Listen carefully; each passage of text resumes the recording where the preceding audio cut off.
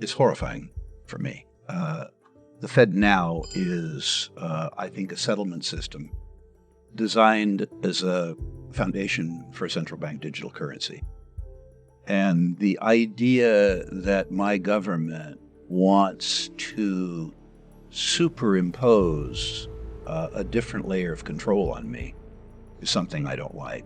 The idea that they have a currency unit that they can cancel, and the cancelable technology is built in there, calls into mind a recent circumstance in Canada where your prime minister objected to the political group of the truckers, as an example, and retroactively made contributing to them illegal and seized the bank accounts of Canadians. The idea that he wouldn't have to seize them, but rather press a button and cancel them is terrifying to me. Fed now is proposed as a more efficient settlement system, a more efficient point-to-point system.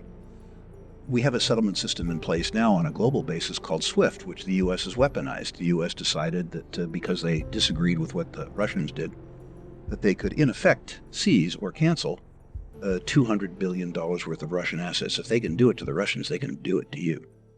Not cancelable. Your money, not cancelable. In my fist. If I had U.S. dollars and I was afraid of the U.S. government, as an example, and I wanted to deposit them in the United Arab Emirates or Switzerland or some other place like that, I realized that my own defense mechanisms might be more appropriate to me, but I'm concerned about me. There's an order of magnitude difference between cash and a central bank digital currency. If you combine the central bank digital currency with artificial intelligence, with the Chinese social credit scoring, where that leads is truly ugly. From an American context, your American audience needs to think, if, as an example, they're Republican, how would they feel about Biden being able to cancel their currency if he didn't like the way they think? By contrast, if you're a Democrat, how would you like it if Trump's finger was on the trigger? Neither of those circumstances are attractive to me. I think Canadians have a more recent exposure to the draconian nature of the official response to dissent. And I think that you need to look at central bank digital currencies in that sense. I mean, the first is, irrespective of the risks, don't quit. I have some people I talk to that are Canadians, and they say, like, what chance do I have with Trudeau? Well, if you don't take a shot, you don't have a chance for sure. Michael Jordan in basketball once said he missed every shot he didn't take, right? So you can't be paralyzed into insecurity. I think it's incumbent on people that have the ability to do so, first of all, to diversify. I think it's important, as Doug Casey famously says, and pardon the off-color comment, you got to have, if you can, your passport, your assets, and your ass in 3 different locations. There shouldn't be too much synchronicity in terms of what you do. But the second thing is, and this is more important, you need to invest in yourself. Education, skill sets, personal brand and reputation. Can't be stolen. As you age like me, it can be lost slowly. But only the sort of product of it can be taxed. So remember that your most important asset is an intangible asset. It's your reputation, it's your intelligence, it's your training, it's your ability to generate utility for others. I think that's very important. I think, despite the fact that the purchasing power in fiat currency denominated savings products goes down every year, that you have to maintain liquidity. I understand perfectly that by maintaining liquidity, the purchasing power of that liquidity is declining.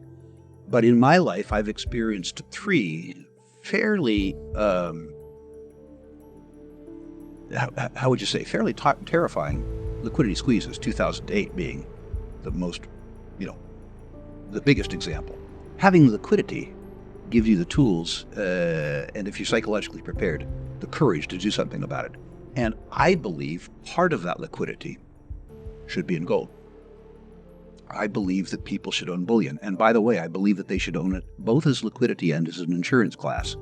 There are some people here at this conference who I've talked to who can't wait for the gold price to be $6,000 or $7,000. And I've tried to explain to them gently, because they're my customers, Be very careful what you wish for. The set of circumstances that would cause gold to be $6,000 or $7,000 would wreak havoc in the rest of your life. So own gold. Be prepared to sell it. Don't be prepared to marry it. Be prepared to sell it when other assets, if other assets fall dramatically in price enough, that it makes sense to make the switch. And when you own it, pray, if you pray, that the price doesn't go up. I think that uranium has a lot of upside, but I think oil has a lot of upside. I think you do what you do best. In my experience, which goes back now 49 years as an investor, most investors are better off with businesses that they understand well. Diversification, Warren Buffett once termed as diversification. I remember as an example when Mobil Oil Company bought Montgomery Ward's, the supermarket. When Exxon bought Reliance Electric, thinking that electric motors were somehow energy. My preference when I own an oil and gas company is that they focus on oil and gas. And if they have surplus, the capital that's surplus to their needs in the oil and gas business, that they give it back to me.